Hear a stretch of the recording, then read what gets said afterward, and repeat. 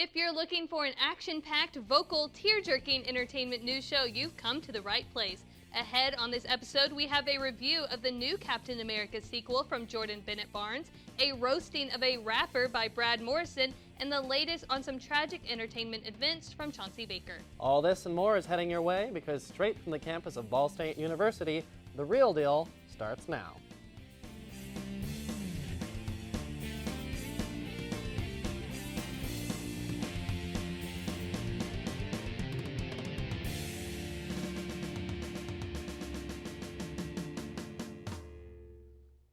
Hello, and welcome to The Real Deal, Ball State's one and only entertainment news show. I'm Kaylee Russell. And I'm Connor Fack. Heads bow low in respect again this week as the world mourns the passing of another two entertainment greats. With news on these final farewells and more, here's Chauncey Baker with the Hollywood headlines. Tinseltown is full of real-life drama this week, from deaths to multi-million-dollar lawsuits. First and foremost, I would like to take a moment to remember Mickey Rooney, the famously short actor whose career was anything but. He was the only living actor to appear in feature films in 10 separate decades, from 1926 to a film scheduled to be released later this year. He passed away this past Sunday from what is being reported as natural causes. Modern audiences will remember him as the security guard with a temper night at the museum, but he had many film roles in films like Breakfast at Tiffany's and Babes in Arms with Judy Garland. Personally, I remember him from the Disney Channel movie Phantom of the Megaplex. He was 93 and will be remembered for many years to come. Another tragedy that has occurred on the same day was the death of Seinfeld star John Pinette. Pinette, who's known for his stand-up specials like I Say Nay Nay and supporting roles in films like The Punisher, suffered from liver and heart diseases. Many of his jokes were self-deprecating, often at the expense of his overeating and weight problems. He was an inspiration to everyone out there to turn their so-called problems into assets. He surely knew how to make everyone laugh, and he was currently on tour at the time of his death. He was found in his Pittsburgh hotel room, apparently unconscious. Authorities are saying that his death was caused by pulmonary embolisms, as an autopsy was not performed for unspecified reasons. He is 50 years old and will also be missed. In business news, Hollywood studios are suing Mega Upload and Mega founder/CEO Kim Dotcom. Dotcom, a German native currently in refuge in New Zealand, is awaiting extradition due to the so-called piracy of Mega Upload. He proclaims that the U.S. government and Hollywood is out to get him and says that his site was simply an online storage locker. The complaints filed by Hollywood are similar to the charges that brought down Mega Upload back in 2012. Further details have yet to be disclosed. And to end on a happier note, Captain America, the Winter Soldier, has broken April box office records, taking in $96.2 million on its opening weekend. Worldwide, the film has earned over $300 million. Now all we have to do is wait for the Avengers 2. I'm Chauncey Baker, and this has been Hollywood Headlines. Thanks, Chauncey. I just can't get over the fact that Rooney was just about the last surviving male actor who'd worked in silent film. What an incredible life, I know. But our next segment has an opinion that's anything but silent. That is, here to tell us what's just like a rock in his sock, here's Brad Morrison with The Rant. Everyone has his or her favorite musicians, rappers, actors, opera singers, but there always happens to be that one artist that you cannot stand. One artist who should stick with playing a paraplegic in a wheelchair on a Canadian TV drama series? Yes, I am referring to the A-saying singer, rapper, actor Aubrey Drake Graham, who quite possibly might be the world's amateurest, inauspicious talent to hit the Hollywood scene since Anna Nicole Smith. If it were not for his stint on the Canadian teen drama show Degrassi, The Next Generation, no one would have heard of Drake or his rapping talent. The rapper released his first mixtape, and with his song, Best I Ever Had, becoming a sensation. Unlike most rappers nowadays, however, Drake did not necessarily grow up in a bad area or negative atmosphere. On the contrary, he actually grew up in a very upper-class Toronto neighborhood with his mother, and whenever he visited his father in Memphis, he was told he was the furthest thing from hood. Yet, our Canadian Jewish African-American friend says that I've seen things that didn't make me happy. They were character building. That's why I think people in the hood can still connect with me with what I'm saying, even though I'm not saying, yeah, I got crack in my pocket, because that wasn't my struggle, but I speak from a place that's just human emotion. I'm sorry, Drake, but not getting a new car for your 16th birthday doesn't count as a struggle character builder for human emotion. Drake often raps about those struggles that he has faced, including riches, fame, and past relationships. Also, a large portion of Drake's work incorporates elements of both rapping and singing, which has led him to describing himself as the first person to successfully rap and sing. Excuse me, Mr. Graham, do you remember Lauryn Hill, Bone Thugs and Harmony, Ja Rule, Missy Elliott, or Andre 3000? All of those talented individuals were rapping and singing long before you rolled into business. No pun intended. In his song, Tuscan Leather, he raps, and I quote, "Coming off their last record, I'm getting 20 million off the last record just to get off these records. Bleep, that's a record. I'm living like I'm out here on my last adventure."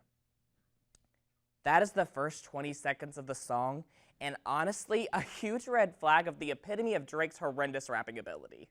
He has no rhymes except for the 4 times he repeatedly says record, and the near rhyme of adventure. Drake, literally the biggest schmuck in entertainment. I'm Brad Morrison, and that's my rant for the week. Thank you, Brad. I've got to say, rhyming record with record 4 times is a rap even I could come up with. Yeah, me too. Hey, we could do an album together. What do you say? No? All right. But thankfully, we don't need to make an album because we've got even more music coming up soon. We're going to take our first break, but stick around for the Music Minute from Ben Kramer, Isaac Watley revealing how studios can afford to destroy massive buildings on camera, and Jordan Bennett-Barnes' review of Captain America, The Winter Soldier. We'll be right back. The football world is in shock, wondering what exactly the Cleveland Browns' Sonny Weaver Jr. is cooking up here. They're not going to believe what's happening. You make this deal right now. Say it with me. An absolute stunner. Okay, screw it. No more offer.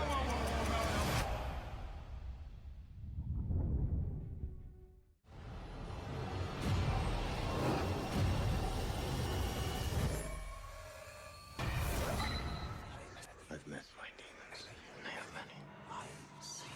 I've seen the devil. He is me.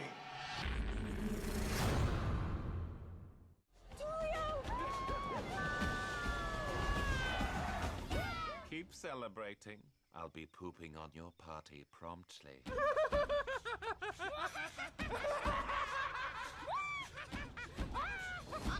It only works when I do it. Okay. Love ya. Rio 2.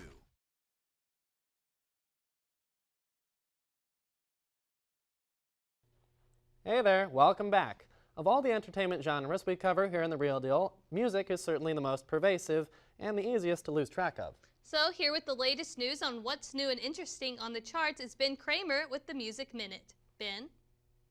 At the AMC Awards this past Sunday, the voices Shakira and Blake Shelton gave viewers a taste of Medicine, their new duet. After the two worked together on The Voice, the Latin superstar approached Shelton after wanting to infuse a little country into her music career.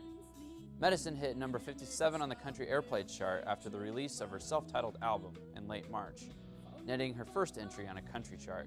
Meanwhile, it's Shelton's 35th entry on the chart, having also hit number 1 recently with Doin' What She Likes, his 16th chart topper. Next up, the Final Four of this year's March Madness tournament took place this past weekend, and Rock and Roll Hall of Famer Bruce Springsteen performed at Dallas's Reunion Park as part of the NCAA basketball tournament. In classic style, Springsteen took the stage to the sound of the Harlem Globetrotters theme, Sweet Georgia Brown. While dribbling the ball, the 64-year-old rocker quipped, "This has something to do with basketball." This has something to do with basketball, am I right? The band then launched into Van Halen's 80s anthem Jump, which was augmented by Springsteen's horn section and Rage Against the Machine's guitarist Tom Morello, who made Eddie Van Halen's signature solo look astonishingly easy. Charlie Giordano handled Van Halen's synth solo to round out the song. And lastly, Coldplay's official music video for Magic came out yesterday, and it finds frontman Chris Martin in a love triangle with Chris Martin as his bitter romantic rival. The imaginative music video takes the form of a black and white silent short film with cue cards for dialogue. The video co-stars Crouching Tiger, Hidden Dragon actress Ziyi Zhang as the object of their mutual affection, and is directed by Jonas Åkerlund. On last week's Hot 100 tally, Magic slipped to number 67 after peaking at number 24 last month. The single continues to climb the alternative chart though, rising 2 spots to number 13 last week. Magic precedes Coldplay's 6th studio album, Ghost Stories, due out on May 19th. I'm Ben Kramer, and this has been Music Minute. Back to you guys. Thanks, Ben. It's fun to hear an artist like Shakira wade into new territory and do so well. That may be so, but the subject of our next segment has seemed stuck in much the same artistic territory for the last 30 years, and his fans love him for it. To explain, here's Michael Mathis with the Director Spotlight. Take it away, Michael. When I think of directors, I think of almost a leader role. They're the ones calling the shots and showing the crew what would be the best shot. They have the chance to show audiences cinematic magic by the way they tell stories. As I thought about which director I should talk about today, I stumbled upon one that I found interesting. Most people forget about him, but he has such a unique set of directing that you will know his movie within the first 10 minutes of the film. Today's director we're going to give the spotlight to is the one and only Tim Burton. Tim Burton was raised in Burbank, California. He spent most of his childhood as a recluse, drawing cartoons and watching old movies. When he was in the 9th grade, his artistic talent was recognized by a local garbage company when he won a prize for an anti-litter poster he designed. The company placed his poster on all the garbage trucks for a year. After graduating high school in 1976, Burton enrolled at Animators Breeding Ground at California's Institute of Arts. In his second year, he entered into Disney Animation program, and 2 years later, he joined the ranks of Disney Animators. A 90-minute animated film requires 129,000 frames, each individually drawn. Burton was one of the many talented artists stuck drawing the same character with minute differences over and over again. He did not enjoy the experience. His style did not fit, so he's let loose to work on his own projects, such including Vincent and the live-action short Frankenweenie. Stephen King saw Frankenweenie, passing it to Warner Brothers, who employed Burton to make Pee-wee's Big Adventure, which was a success. 3 years on, Burton's vision jilled an Antarctic Beetlejuice, which was another hit, and Warner Brothers offered Burton the directorship of an eagerly awaited comic adaptation, Batman. Burton was used his new popularity to get an extremely personal project, Edward Scissorhands, was made. For the first time, Burton had full control, having written the story and also produced the film. He was awarded the distinction of the film artist. This was the first time Burton used Johnny Depp in one of his films, a relationship that has continued until this day. This relationship between Johnny Depp and Tim Burton led to 8 movies. With Tim Burton's films, we often get a gothic feel to them, often including Christmas or Halloween scenes. Also, his movies include heroes who are neurotic, somewhat cowardly, and bizarre, yet intelligent and highly moral. I believe he based his characters on these facts due to Tim Burton's wife, Helena Bonham Carter, diagnosing him with Asperger's syndrome. Helena says, "We were watching a documentary about autism, and he said that that's how he felt as a child, but autistic people have application and dedication.